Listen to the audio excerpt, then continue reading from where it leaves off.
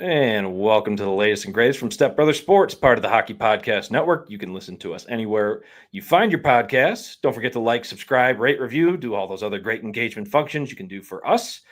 You can follow me, Chris Maz, on social media platforms at CFMaz, CFMAZ, and Shawnee V at SV The Don NHL. And we're coming to you live on Twitter and YouTube now. We got that up and running finally. We're in the middle of some Bills off-season workouts gearing up, OTAs right around the corner. Obviously not the most exciting time, but hey, football is upon us, as well as the schedule release that just happened yesterday.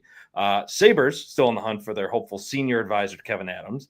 But with the Sabres connection there, we're joined by a new guest this evening out in my neck of the woods here in Virginia. So he's the program director of More961 and Q101 hit music in Harrisonburg, Virginia, and the Shenandoah Valley. He's a JMU Duke by marriage, but hey, a Richmond native here. Please welcome to the show, Riley Reed.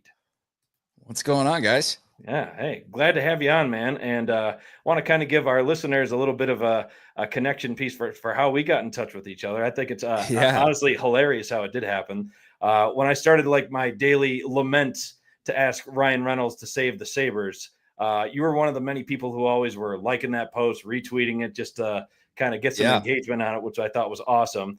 So I honestly got curious to see who some of these people were that were like just kind of supporting like the daily push. 151 days now for those actually keeping count, paying attention to it. But again, you were one of them. So I felt like it was cool to reach out to you. And honestly, this episode's been a long time in the making too. When I reached out to you initially, that was right before my wife had our second baby, Henry. That's right. So again, needless to say, things got a little busy on my end with between obviously new baby and work as well. And obviously you've also had plenty on your plate as well. But more importantly, I really appreciate your flexibility and ultimately making this happen. Yeah, I'm just happy to be able to talk about Buffalo sports and Sabres, Bills. Yeah, I can't wait to talk about some JMU sports too. Maybe even some VCU hoops. That'd be fun. But yeah, I'm with you on the we got to find somebody to save the Sabres. And if Ryan Reynolds wants to do it, that would be awesome. Absolutely. But anyway, just to kind of get into the Bills Sabres component of that, obviously, again, you grew up in Virginia, so that is a first thing to lead to a question. Like we always like to kind of do a little way to get people to introduce themselves to our viewers and listeners on here. So again, tell us more about how you got into your origins of what got you ultimately into media, into radio, and also specifically, again, like I said, as a Richmond native that you are, how did you get attached to the Bills and the Sabres, and any specific games, memories that always stand out to you? Yeah. So I've always been interested in the entertainment industry, specifically sports entertainment. I was always watching ESPN, Sports Center, Chris Berman. I loved watching Chris Berman do highlights, all that fun stuff. And I used to be able to recall stats off of whatever player, just like that. My dad used to call me the Iron Stat. And he was like, you need to get into sports broadcasting. And I got away from that actually for a little bit, and I was actually doing theater. And then I got back into radio in college and started doing that, and that's my full-time gig. And I've never had a chance to like do a full sports show. I filled in on some sports shows and given my 2 cents on things. And yeah, it's definitely something that I love, and I love Buffalo sports because my mom is a Western New York native. She's from East Aurora, right outside of Buffalo, home of Fisher Price. So I still have plenty of family up there. I was actually just up there in February, and I plan on going to a game at the Ralph for the first time ever this season, since it's the last one, Oh, you gotta go, man. Yeah, and also it's cool you mentioned that East Aurora. We grew up not too far from there. East Aurora, the original location of Barbell Tavern. Get some wings while you're up there. That's right. Yeah. But then, we grew up in Depew, which is about 15 or so minutes away. Okay. But still, again, everything's super close to each other once you make it to Western New York, of course. But again, yeah, it's an awesome connection there. And I love how that just kind of was embedded into your family's core values of just being Bills and Sabres fans through and through. Oh, yeah. Now, my dad, he's a Richmond native, and he wanted me to be, at the time, it was, they were still known as the Redskins, now the Commanders. He wanted me to always be a fan of them. So when I was younger, I did support both. And as I got older, I just finally got sick of dealing with Dan Snyder, the owner. And so I finally turned fully to the Bills, and this was before they started winning too. I'm not like a fair weather fan. Like I remember the Todd Collins years after Jim Kelly and Alex Van Pelt and Trent Edwards, thinking he was gonna be the savior, or JP Lossman even, or hell, I thought Thad Lewis might actually do some good for us, and he looked good that one game, right? But yeah, that I'd say the core, there's two core moments for Buffalo sports for me. I was 9 years old when both of these things happened. Music City Miracle. Oh yeah. And no goal. Oh man, so you're a real one through and through. Absolutely. By no means are you a fair weather fan, as you're wearing a goat head hat, no less. Yes, so, absolutely. Yes, spectacacular. But yeah, a lot of shared core tragic experiences there, Riley, that we've definitely shared with you there. I think I'm only like 2 years older than you. I very vividly remember that Music City Miracle, and just like that. Just soul crushing right there. I mean, I think I ended up going to bed for that no goal game. Obviously, that went to like several overtimes. I mean, I think I was too. I don't think I actually saw it until the next morning on Sports Center, and I was like, "That wasn't a goal. That wasn't a goal." Right. And I remember talking to my uncles about it and my older cousins, and still to this day, they challenged it, right? They challenged it, right? Like, nope. No, they challenged it, but I feel like I swear I heard that the ref was like, "Look, I was just tired and I wanted to go home," and they just ended the game like that. And Hasek didn't even want to take off his equipment. He's like saying, "No, we have to get out there," and it is Czechoslovakian accent and everything. They're celebrating. We can't stop their celebration. God forbid, right? I think that's important. Right. Yeah, just a mess. But also the RJ Umberger hit. I remember hear that one around the world. Oh yeah, I think we watched that actually at the Poorhouse in Short Pump. Yes, in Richmond. Exactly what you're talking about. Yeah, that was and I want to say Mike Maniscalco was there. He used to do sports radio in Richmond, but he's from Western New York, so he was there, and that was pretty cool. But my cousins were down from Buffalo for that because they were down for spring break. So we were watching that game. And I remember then Soupy just laid out Umberger, and you just hear the RJ call in the background. Saying, oh my God, Campbell flashes him. So fantastic. Like a great man. Yes. But again, you're a true real one. Nobody needs to question your fandom here. So that's wonderful. Yeah. Yeah, Sean had a little interesting connection I know he wanted to share about as well. Oh, yeah, 100%. And also, too, I thought it was cool. I do have something, but as you were telling a little bit about your background, so here's a little bit of my background. And I had the same thing, like parents and friends, back in the day, would always tell me, like, man, you need to get into some kind of like sports media. My origins were like back in probably 3rd, 4th grade, like playing street hockey driveway, shooting on a net, and like Rick Jenneret calling my own play-by-play, just playing by myself. My mom would tell me that we heard you out there in the driveway, like just like going nuts. And that was the height of like, our guy doing his thing, a Hall of Famer, and so it's like, we all kind of grew up with that. And that's what you thought that, and you kind of found out, later on that like not every team had an RJ, you know what I mean? With the level of excitement. And he was just like, so like to the max all the time. So like to kind of grew up from that. But similar like you, like I had people saying like, man, you're doing like Rick Jenneret, like you're just playing street hockey by yourself. But I mean, that's what it is. So that's kind of funny. But so I do have a couple interesting things for you. I like to deep dive into all of our guests. And so one thing we like to always do is we do like a degree of separation segment for all our first time guests.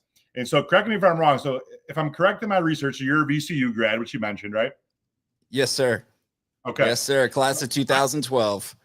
Beauty. Okay. So I have an amazing VCU story for you. And then I have one about like more career stuff. But so slightly predating all of our time in school. I'm like a year older than Chris. So I'm a couple of years older than you. But Okay. Yeah, Sean was high school class 06. I was 07. I'm going to guess you're 08 then from high school. I was 08. Yeah. Perfect. So you're probably about my cousin. You're probably my cousin Kevin's age. Perfect. Sean. Yeah. So I know you and Kevin, if you're, you lived in the area, or if you know like the sports, you don't even have to be like a VCU fan to know this.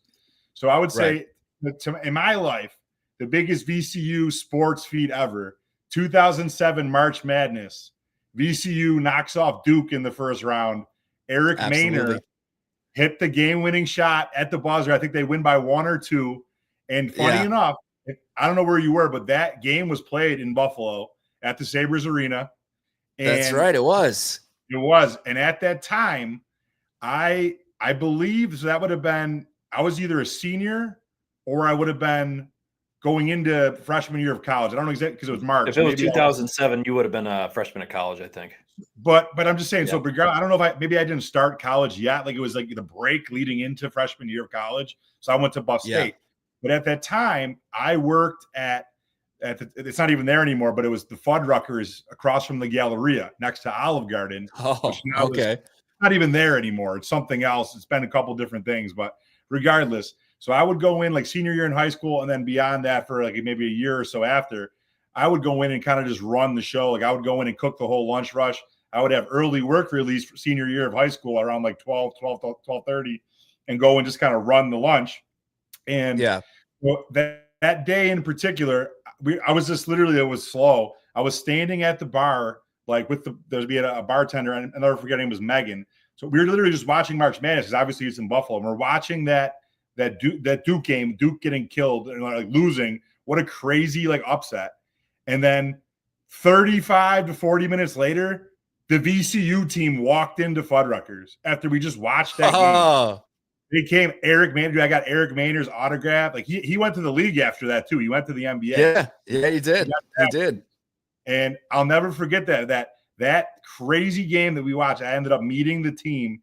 I think Shaka Smart might have even stopped in there too after, because it was like they obviously, they wanted to go to eat. Maybe they wanted to walk around the mall, whatever it was, but they ended up at Fuddruckers, funny enough. So that's kind of like one of my all-time like sports moments that I was like indirectly involved. And obviously we were dapping them, get the guys up. They were like in shock. The players were in shock that they won, so that was such a big deal. So that's a good one for you. That's my VCU story. Now I have another one. It's not as exciting, but it's pretty cool. Okay. So I believe, again, my research is right. Reflecting back on your time with iHeartMedia and Clear Channel. So that was like a couple gigs ago for you. Yeah, that was like, about the start for me. Yeah, almost 15 years ago. Yeah. All right. So around 2014, at the end of 2014, and Chris knows the story, part of it, we had a crazy snowstorm in Buffalo that literally was like, quite literally my breaking point. I was like, I'm moving away. And you were so done. So done. I literally packed my car and moved to Florida. And that's the funny part. Like I haven't really lived in Buffalo full time since then.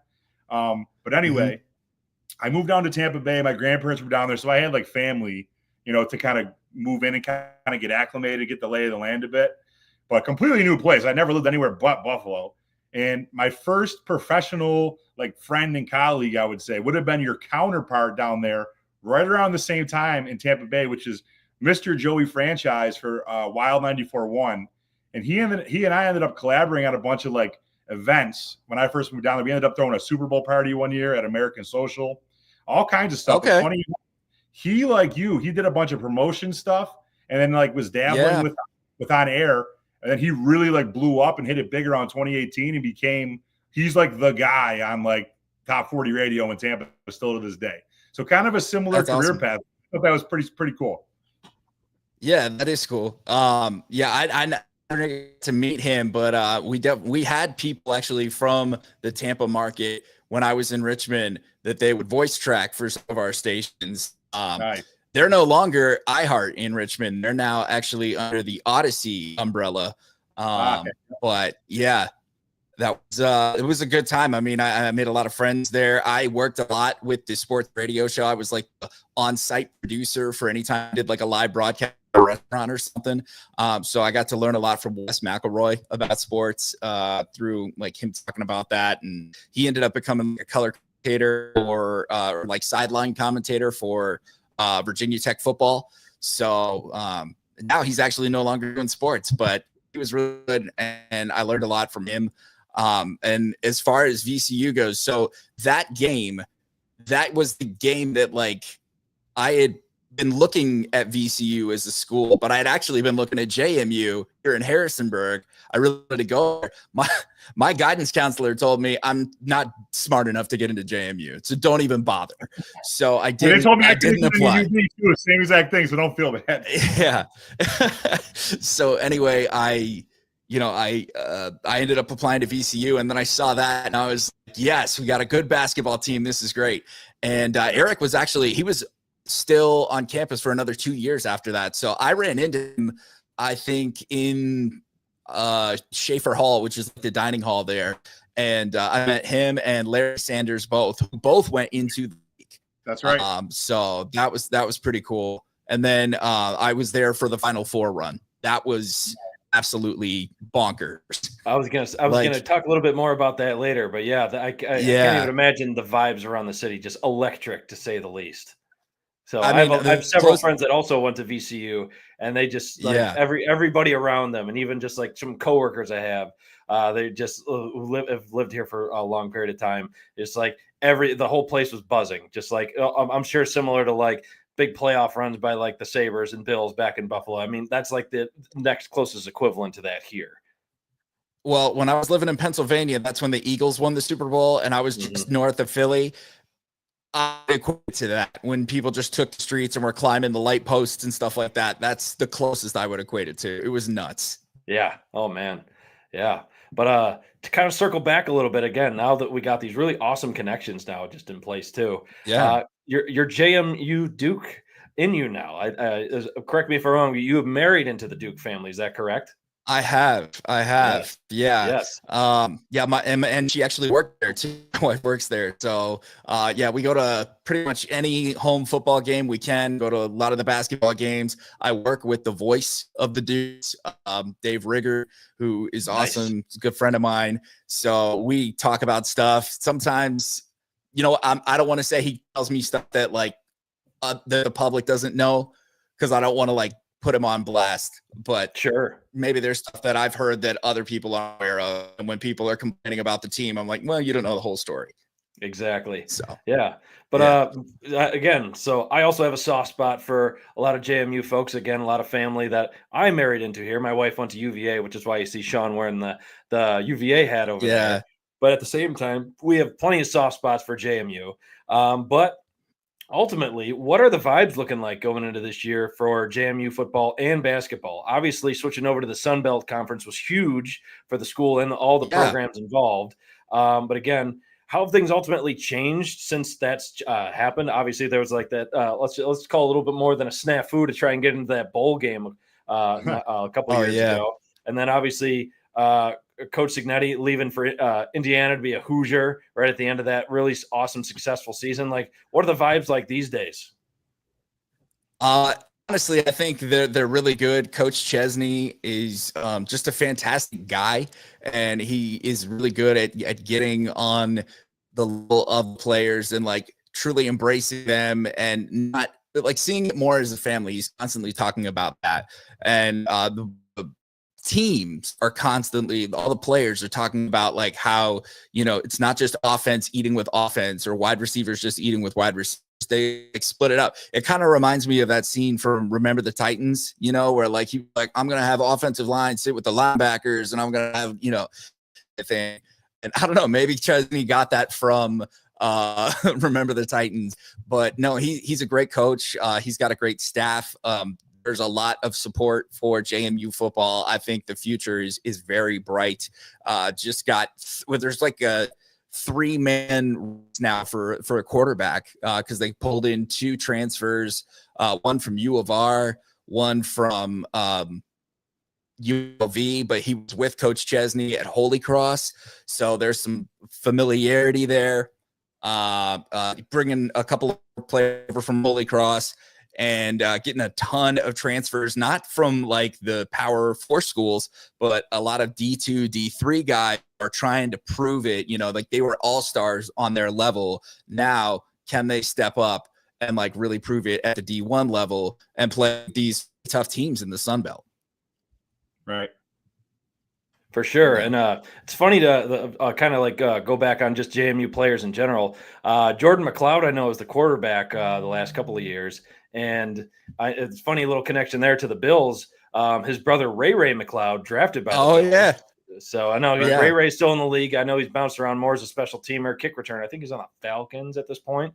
Hang out with Ray back in there you go. Did you really? Nice. It was funny. Also, a funny little connection. Dean Marlowe. He also played for the Bills for a period of time. He was close friends with my wife's cousin. I know they are pretty tight with each other, going back a little ways. And then arguably one of the most infamous Bills players of the wide right kick, poor Scott Norwood, being a JMU Duke as well. So and lots Ben of connections Nucci made his way.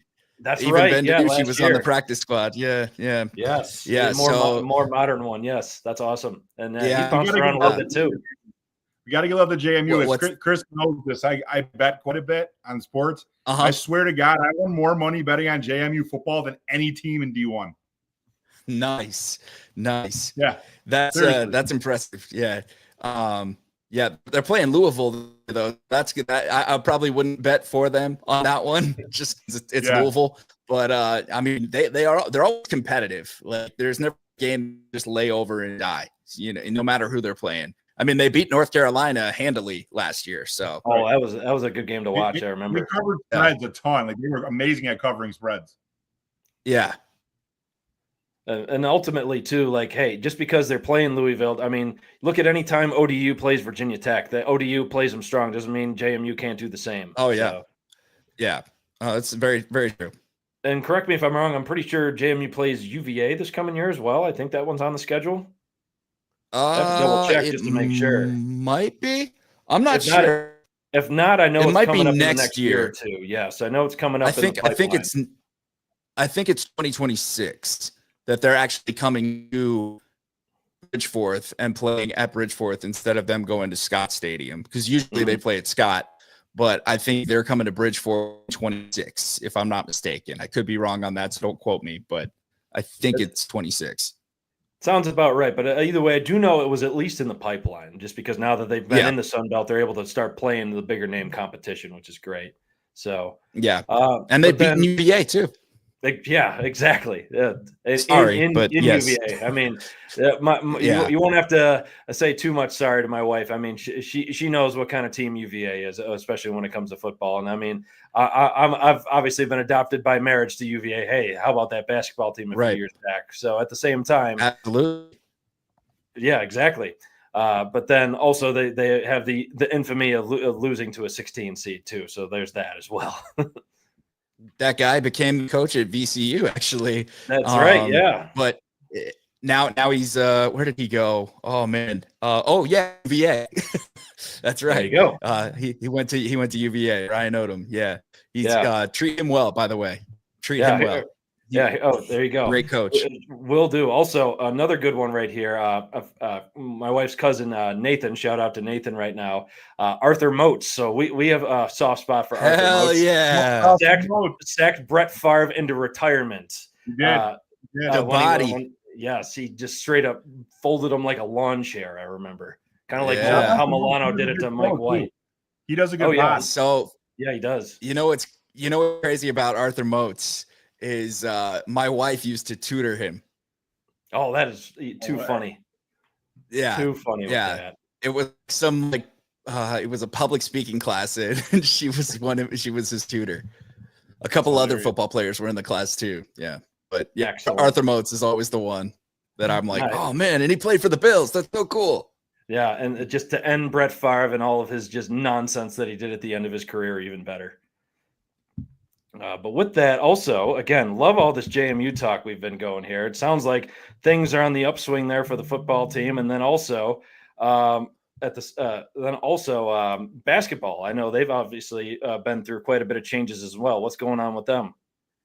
Yeah, basketball. It took a little while to for the new coach to kind of gel with the players and everything. And I mean, with the transfer portal, it's so hard to maintain a roster. It seems year in and year out. You've got so many guys going in and making all that money with the NIL and whatnot. So it was hard at first to get everybody to kind of buy in, and it was even harder to get some of the former players to buy in to this new coach. Like a couple of guys that stayed at JMU, maybe, it was a little bit for that, but they definitely turned it around, and, they played a great tournament. Unfortunately, the last game, the Sun Belt tournament, it just didn't go their way. And so they didn't get a bid because they struggled so much at the beginning of the season, but they turned.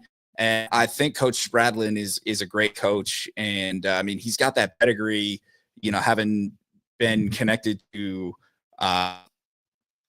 Calipari at Kentucky. He was on his staff, I think, as an assistant, like a grad assistant. So he's been around some great coaches, and he definitely knows what he's doing. And we've gotten some really good commits. One guy is coming in. He is actually the younger brother of JMU legend, whose name is escaping me right now. The player, the kid who's joining the team is Paul Jones, Matt Lewis. Matt Lewis is the older brother who is just, I think he's like the all-time point score leader for JMU, and his little brother Paul is coming in to play. And we do have a Paul Jones that's coming in from Winthrop. We've got a guy, Elijah Winborn. We've got this kid coming up from D2 that was like all pro, not all pro, like all, fantastic player at that level. So we'll see if keep it up. But I think it's going to be a pretty good season. Hey, we're looking forward to it. Again, we got many family that are JMU Duke diehards. So again, wanted to make sure they get their love and shout out for that there. But thanks for talking a little bit more about that. But now we've already talked a little bit about some Bills connections. How about just the Bills themselves? So obviously, as Absolutely, you are well aware, then of course, a lot of really good positives with some absolutely horrendously tragic finishes, to say the least. But the draft is over now. Like I said, OTAs are about to start. Not the most thrilling time of the season, but also, like we were talking about, schedule just came out. I know you're eyeing a couple games, so I was just chatting with a few friends today, looking to maybe try and go to the Chief game again. That was one we went to last year, a hell of a time. Hoping to make that happen one more time. But now, just kind of reflecting back on the draft, since you've obviously been paying attention very much. Sorry about that. I got family just chiming in just because they're tuning in right now as well, just talking about the JMU folks. Oh, nice. My wife's cousin who was talking about, he's got a Dean Marlowe jersey that he's got on there. So again, shout out to Nathan again. Right there he is for those on the stream. There you go.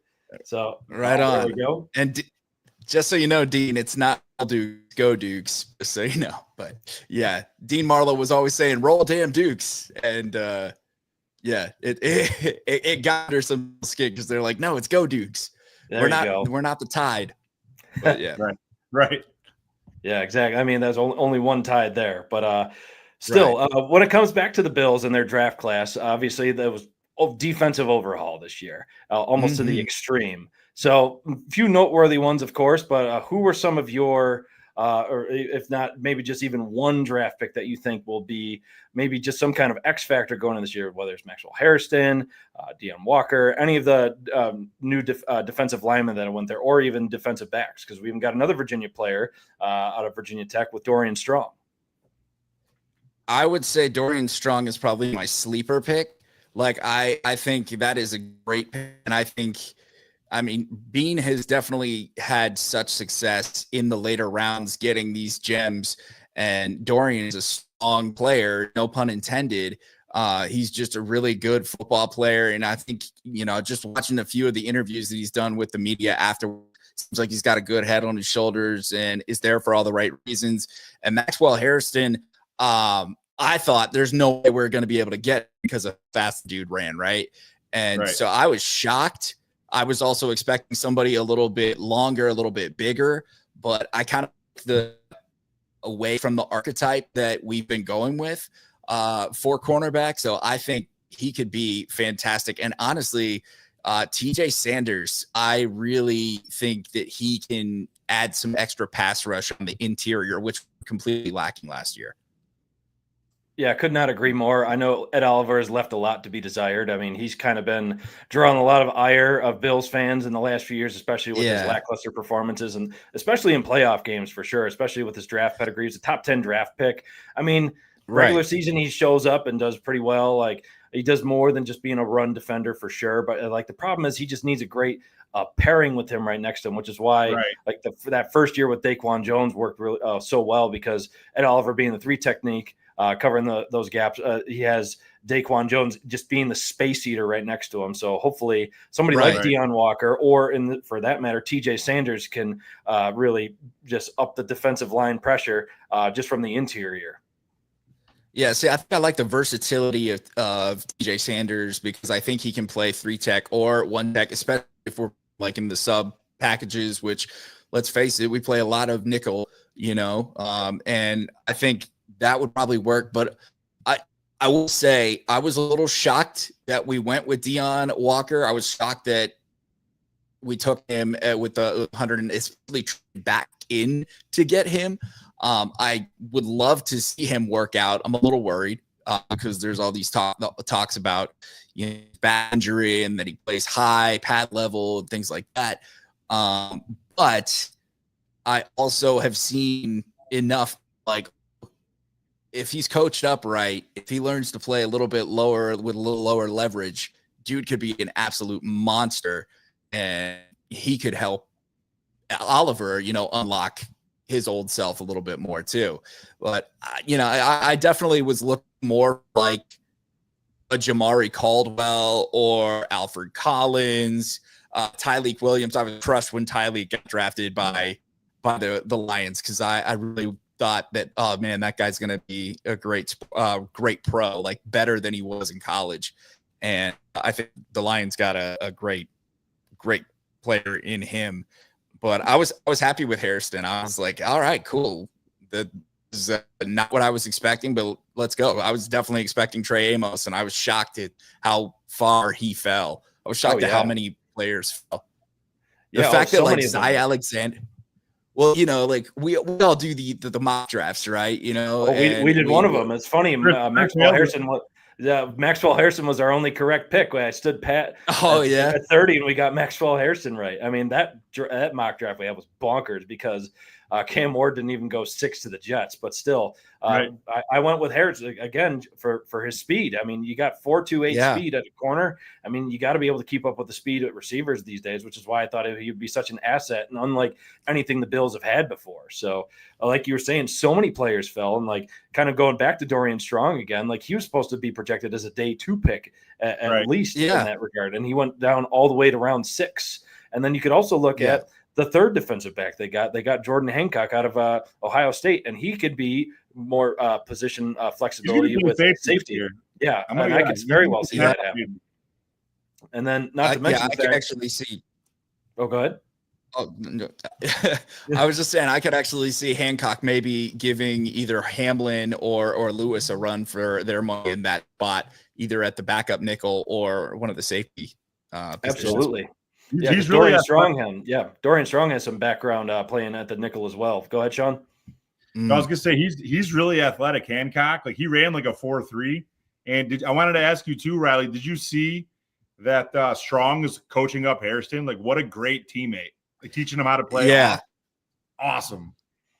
I thought that was really cool. A couple of the videos, like Dan Fates and some of those guys that are out at the camps and the mandatory, or it's like rookie mini camp right now, that's what just happened, right? And so that I love seeing that kind of stuff, because when you see that, that the players for real. Like they want to be the best. And it's not just like, oh yeah, I made it to the league and now I'm going to make all this money and I'm just going to like coast. Like, no, the guys they're here to work. Yeah, for sure. And then not to mention the fact that the Bills already have a pretty solid culture embedded into them. I mean, you could say what you will about McDermott and some of his missteps maybe in the last few years, but what he does have strong and down pat is the culture of the team. And you could already see that just even obviously from past years with the team and just their camaraderie. Obviously, like many people like make light of Buffalo just for like, oh, there's not a whole lot else to do besides go to Bills games for that matter. But you could see just Right. Just the camaraderie of them. If you look at any of them on social media, they're always hanging out with each other. But just kind of going back to that defensive back room. I mean, when you got Max Harrison, you have Trey White back. I mean, Christian Benford. I mean, I think just watching Trey White and Max Harrison together will be just entertaining television just to begin with. I mean, you got which is ironic because Christian Benford is like the strongest of strong silent types. So I mean, it's just kind of funny to see. So, but again, you know, he's got that face tattoo. It's like you don't mess with a dude that's got a face tattoo, right? You know, you just let him do his thing. Just let him be himself, and it works for him, you know. Yeah, for sure. And I mean, Duke grew up in Baltimore, so he's probably seen some things to say the least. So yeah. But yeah, so a lot to look forward to with the Bills. Now, again, just kind of pivoting a little bit, just going back to the schedule release from yesterday. Also love the, just get AI reference with Allen Iverson, not actual artificial intelligence. Well done with that. Yeah, but now for a game that you want to go to, which one do you think you'll be eyeing up? Because again, you got a lot of good options. I mean, they have you could almost argue like a murderer's row of some really strong competition coming to the Ralph this year. Yeah. So I know that there's like a ton of great games, especially at the beginning of the season. But I asked my cousins for advice. I was like, which one should I come to like for my first game? And they were like, either the Saints or the Pats. And so those are the two games that I'm looking at right now, either the Saints or the Pats. I mean, I grew up hating the Pats for so long. It's kind of fun to watch them have fallen off, but they scare me the most in the AFC East. I'm not going to lie. Yep. I think with Vrabel now, and all the players that they brought in on the defense there, a healthy Christian Barmore, getting in Carlton Davis alongside Christian Gonzalez, that's going to be a tough outing for any quarterback. And plus Drake May in year 2. I mean, say what you will about Diggs. Yeah. Say what you will about Diggs, but once he's healthy, he will be easily their best receiver. I mean, that'll be interesting because it'll be his first time back against the Bills. Obviously, the Bills had their game in Houston last year, so it was a little bit different. But I mean, Diggs coming back, I'll be curious to see what kind of reception he gets. No pun intended, obviously, but like how people will like just generally like view him, because it's already very polarizing as it is. I mean, I love Diggs as a player. I mean, I kind of like. I didn't necessarily scoff at a lot of his like off the field stuff. I mean, by no means was he like a terrible human by any means, at least from what you know about or read about. But at the same time, if you're continuing to like stir stuff up like over and over again, like you could see how that wears on people. But I mean, as far as just like a talent and what he ultimately did for the Bills, like, I mean, I loved him as a player. I mean, I still have his jersey. I mean, that's not one I'll be like willing to like just lock away in the closet forever. I mean, I'll look fondly on the Stephon Diggs years and when he was with the Bills. Yeah, he definitely he was instrumental in the turnaround for the Bills, and the development of Josh Allen. You can't say that he wasn't, like he became that guy for Josh. Fortunately, like most receivers, they want the ball all the time. And we got a new offensive coordinator that was like, no, we're going to feed it to everybody. And he was like, oh, I don't like that. And that's when, stuff just kind of started to fall apart. But I get where Brady's coming from. Joe Brady's coming from with the everybody eats, as far as like making it hard to just lock in on one defender. Right. Because that was one thing that Belichick has always been so good at was, locking down your best player. Now you got to beat us. Towards the end, he wasn't even able to do that with Diggs so much, but he definitely did it with Shea when McCoy was out there, or when, Watkins was supposed to be really good and things like that. So I think that philosophy that Joe Brady brings works better in the modern NFL. But I still wanted us to trade for DK Metcalf. I'm not going to lie. Of course. I mean, you still got to have some level of alpha in your receiver room. Like, it's great to have. Right. I mean, you could have a team full of Bs. Like, you could see or B tier receivers, excuse me. But like, you could see that work in a lot of different capacities. I mean, but sometimes when you just have an alpha, I mean, like when Prime Diggs was here, like you could tell, like when he got towards the later parts, like you even heard, like saw some players like talk trash on him, saying like, "Nah, dude, we were just single covering him. Like we didn't even need to double cover him because I mean, you see the age 30 wall hit NFL players like no other. I mean, the separation just tends to go. I mean, again, he is still going to be a talented player in the league, obviously when healthy, of course, but like he's going to have to adjust his playing style and probably play more in the slot as opposed to more outside. Yeah, I think he could cook in the slot though. I do. For sure. Yeah, but again, we'll be very curious to see which game you end up going with there, because again, you have a lot of excellent choices. If you do end up picking the Saints, I mean, not to like overstep or just to assume anything, because obviously you got the whole any given Sunday thing, but that is the most likely, I'd say, to have a solid one weather day, because that's still like just when it's turning fall in Western New York, so you won't get a better chance of no bad weather. But then also, like, that's also a good chance of an ass kicking, to say the least, just because the Saints are not looking good. So better to go to a game where you could have a good time. The weather will be decent, not too cold, and you're going to get a win. You don't want to go to a loss.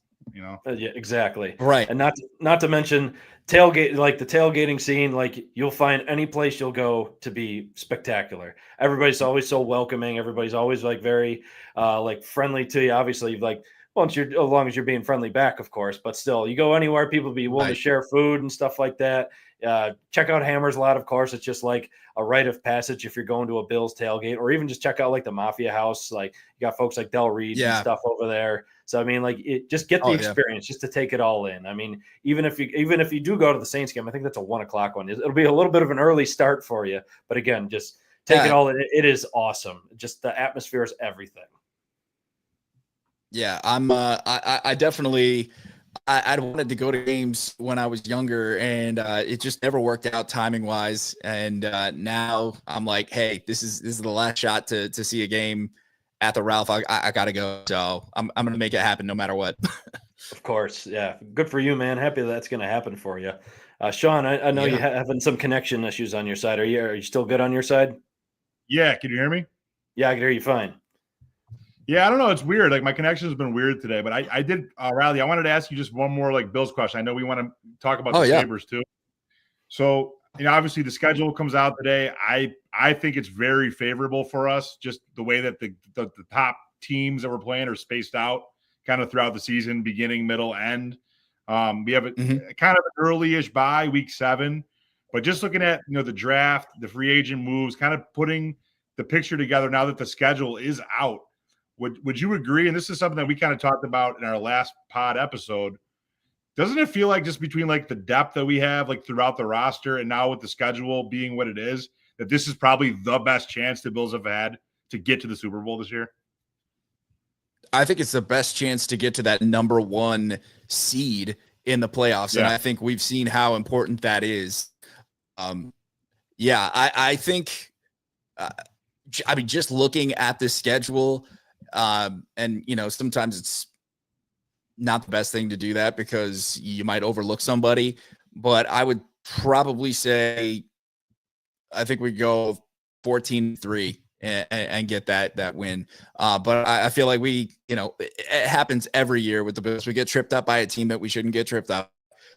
Who knows? Maybe it could be the Saints this year. Hopefully not. I don't want to be the jinx. That would be terrible.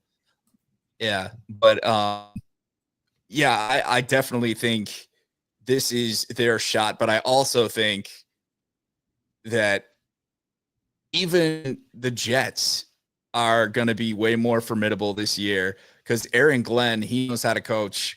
And he also has a connection to that team that franchise, having played there himself.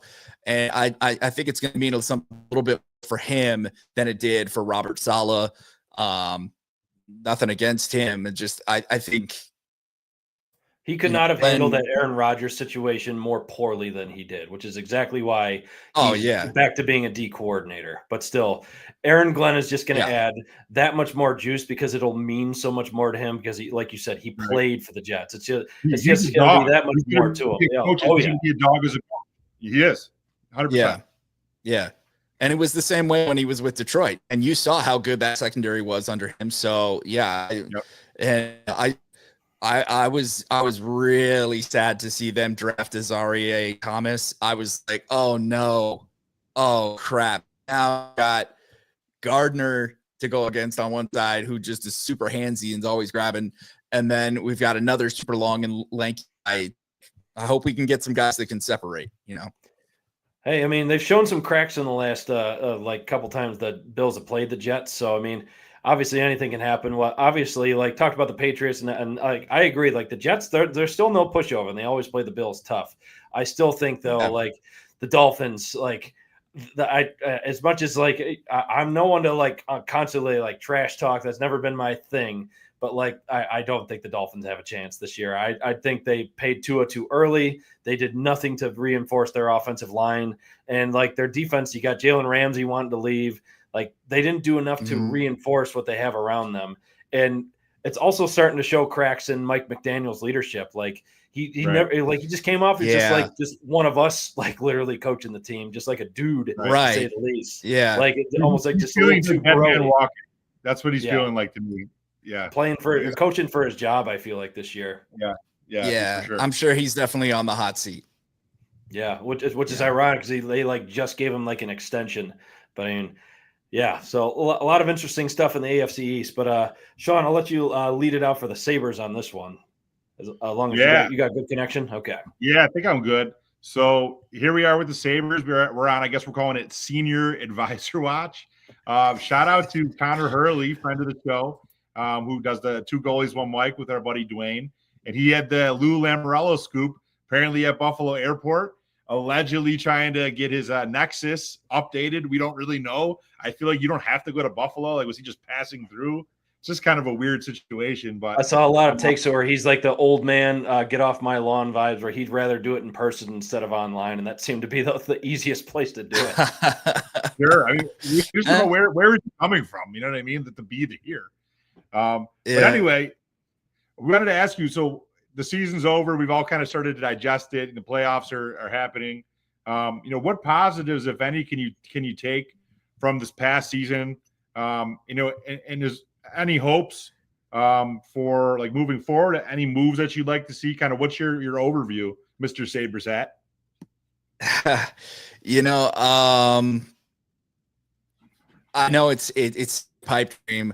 But, Mitch Marner has talked about how much he loves Josh Allen and the Buffalo Bills. And I think if we get him, even if we have to overpay for him, hey, he's an Ontario boy. He's not from far away.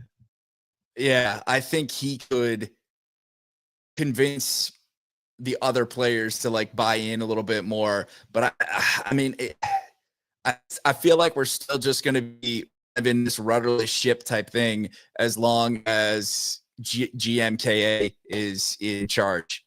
I just do not understand why they're bringing him back again. I know that they're trying to bring in a senior advisor, and they gave Seth Apert more of a role in scouting, but that made me even scratch my head. And there was that other guy that they just got from USA Hockey. They're supposed to help with it's your new strength and conditioning coach. So honestly, I'm cool with that one because he had a pretty good reputation. Yeah. Yes, exactly. He had a pretty good reputation. That one I'm and then if it's anything I feel go ahead. Sorry. Oh no. I was going to say that I feel like with the Sabres, they do kind of lack this toughness.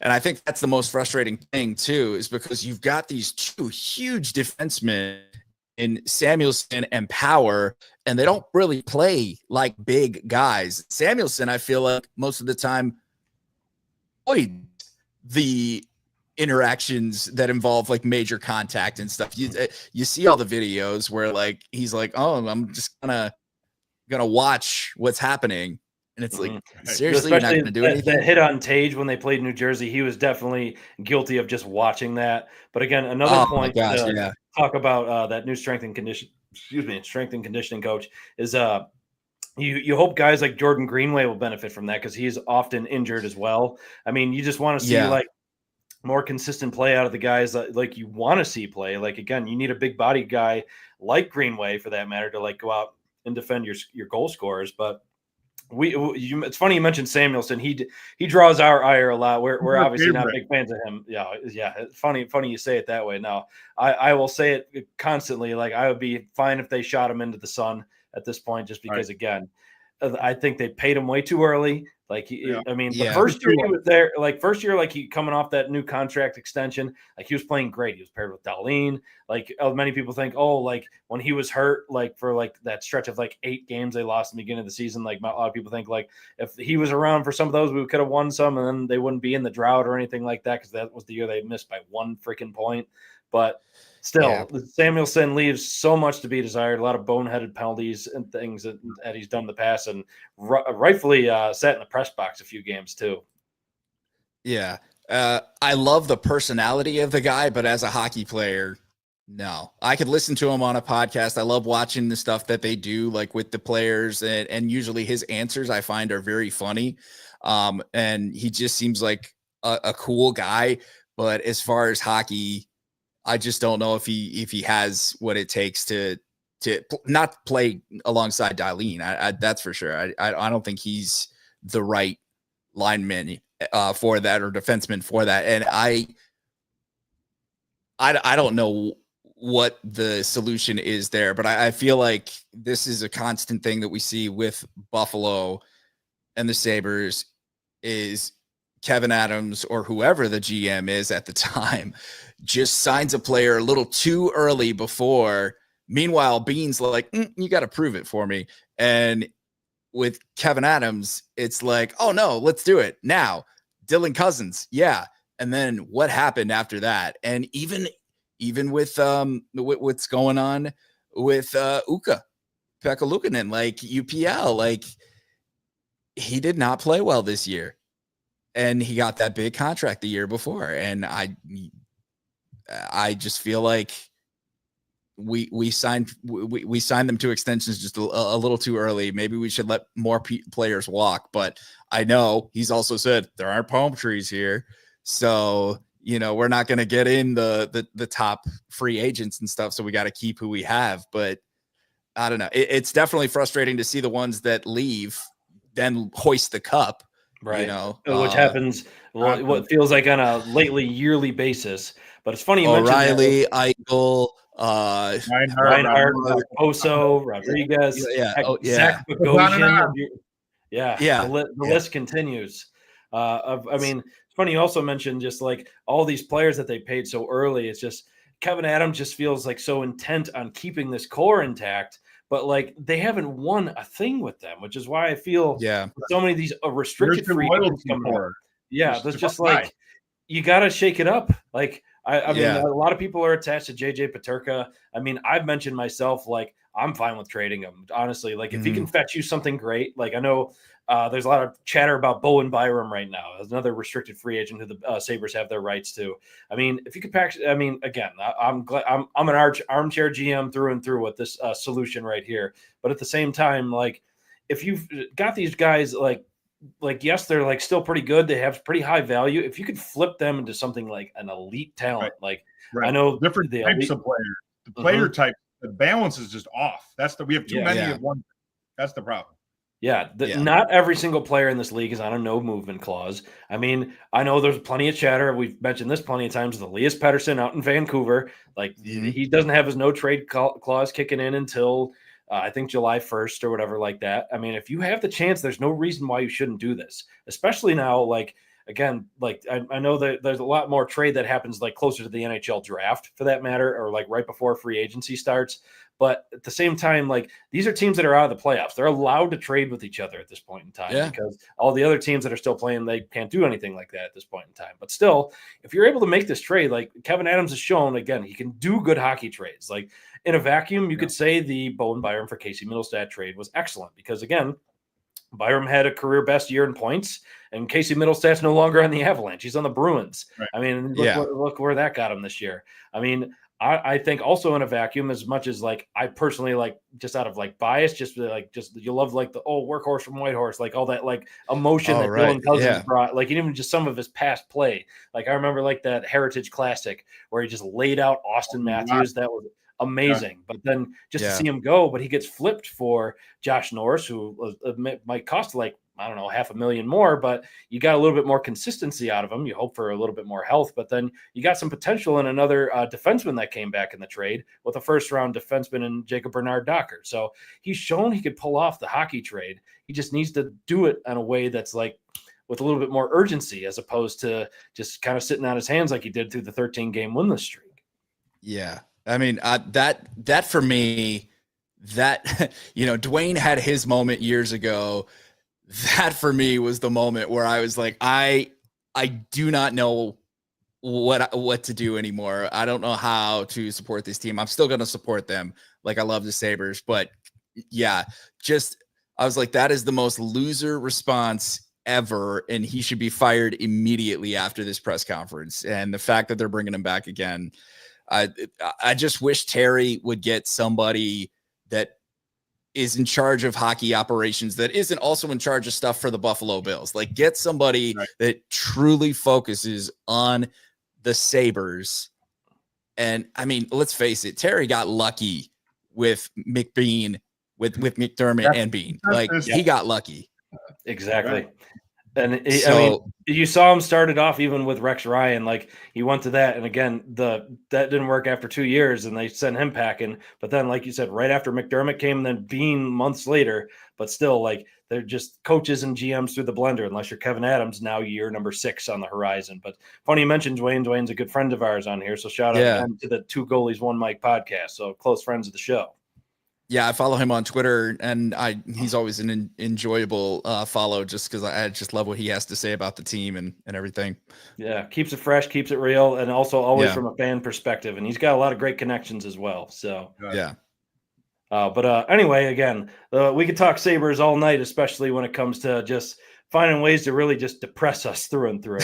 But just to kind of you're right. Circle back to more like a VCU Richmond side of things. Obviously, we talked a little bit previously on that 2011 Final Four run for the Rams and VCU. But just kind of talking about your time back in Richmond when you went to VCU, like I am a stalwart for the Fan, the Museum District. I love those areas. Like, obviously, like I'm a family man now. So needless to say, that's more of a young man's game. What were some of your places you ended up going back to?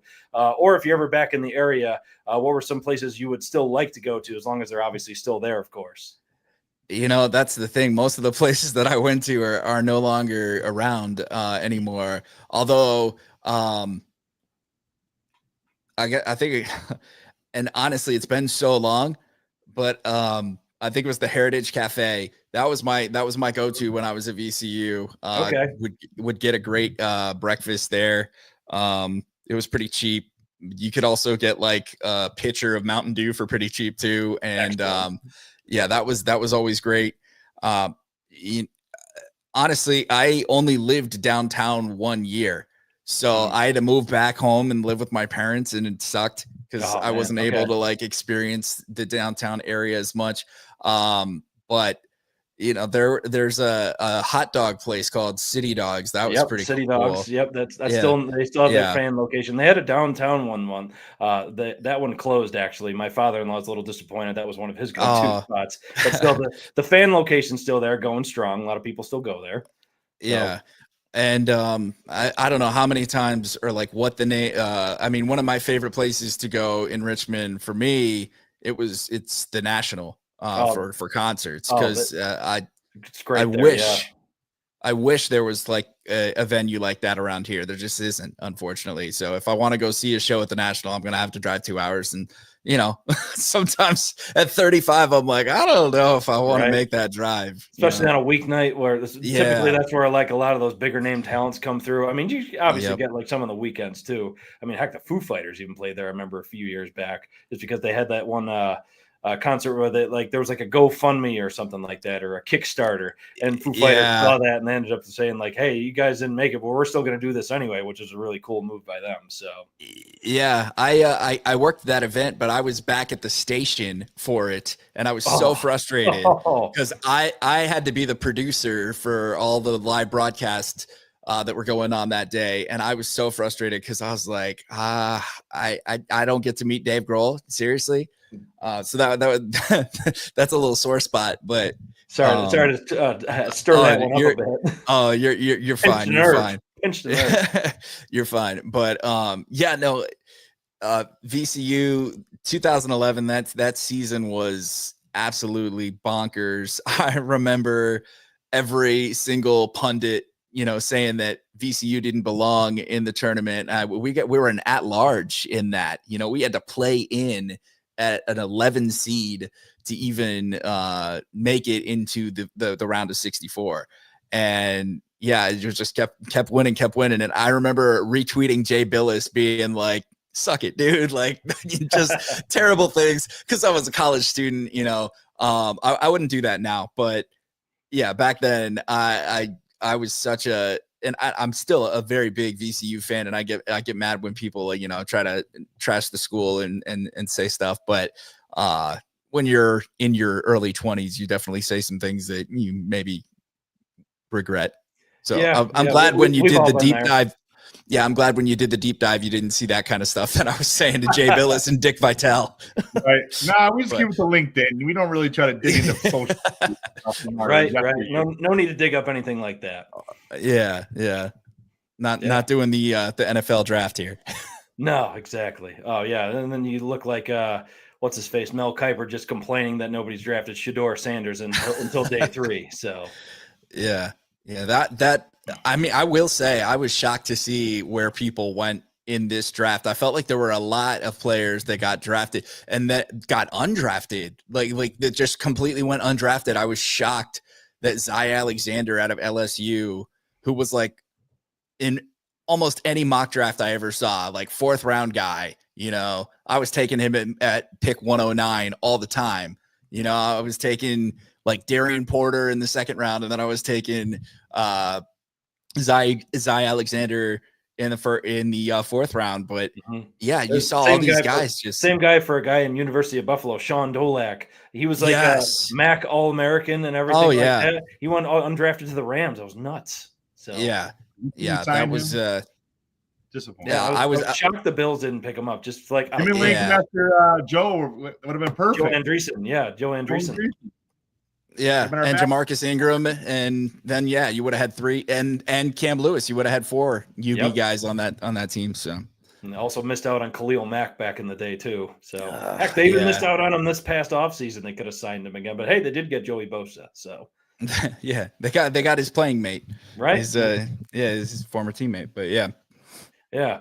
So as we're wrapping things up here, Riley, again, this is great to have you on. But give yourself a plug and maybe some awesome things you got going on in your neck of the woods.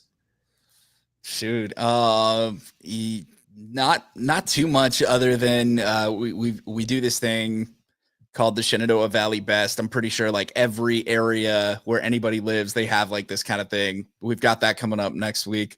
So we're looking forward to going to a vineyard and celebrating all the best businesses in the valley. So that'll be fun. But other than that, I'm just going to keep doing my thing on Q101 and being I do have the #1 show in the market at my time slot. So there we go. Yeah. All right. There you go.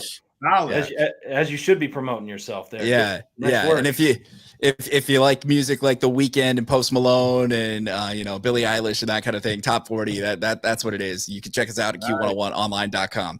Hey, you heard it here first, folks. #1 in the Harrisonburg Shenandoah Valley region. So, but again, Riley, this was wonderful. And thanks for being here. And folks, thanks for you guys for tuning in. We'll be back next week. Got a couple more guests coming. One of them being Joe Marino of Sabres Twitter. Want to make sure we clarify that just to make sure Joe Marino of Locked On Bills doesn't get confused if he just happens to be tuning into this. But still, Joe Marino of Sabres Twitter will be joining us. That'll be on Tuesday. We got one more guest. We're trying to nail down some logistics next week, just with a guest that we'll have. We'll share that out once, like I said, the dates and times that get nailed down. But as we do wrap things up here, Shawnee V, any parting thoughts for our folks here? As we referenced RVA and the fan, I just want to make sure that everybody knows that if you order a loaded Corona, that is because of me. So you're welcome. Sidewalk Cafe right there. Oh, yeah. Dang. I forgot about the Sidewalk Cafe. You guys ever been to strong. Shindigs? Yeah. I ordered a loaded Corona. They're like, what's that? I'm like, what? Yeah. Yeah. But Shindigs is great. It's on Cary Street. Yeah. Shindigs is great. Yeah. Awesome. Insane dessert, to say the least. But yeah. Absolutely. But yeah, nice to have a little RVA connection. Nice to have some JMU Dukes talk. But again, take care, folks. Go Bills, go Sabres, go Dukes. We'll catch you next time.